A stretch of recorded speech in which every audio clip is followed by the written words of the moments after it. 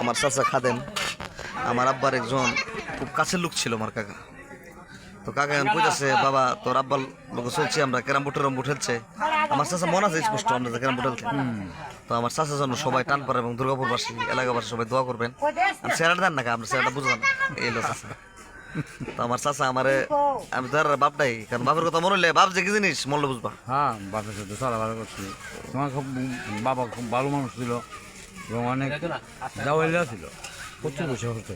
ও দেখছেন নি, ভালো করে করে যাবা, ভালো গুণটা সবাই গাইব না, প্রচুর ভালো তো, খুব ভালো মানুষ ছিল।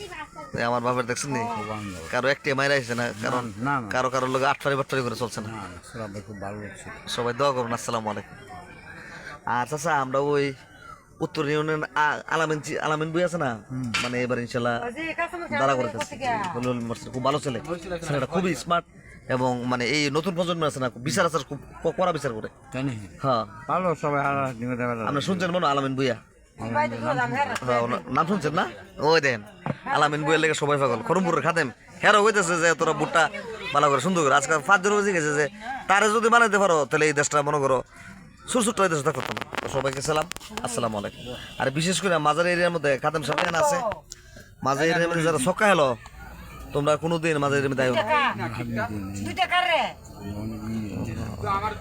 আচ্ছা ঠিক আছে। তো কিছু কথা আছে এগুলো ভিডিওর মধ্যে বলা যায় না। তো সবাইকে সালাম, দোয়া আমার জন্য সবাই দোয়া করবেন, আমার আব্বার জন্য দোয়া করবেন, মরহুম শাহ সুরভ ভান্ডারের জন্য দোয়া করবেন সবাই। আসসালামু আলাইকুম।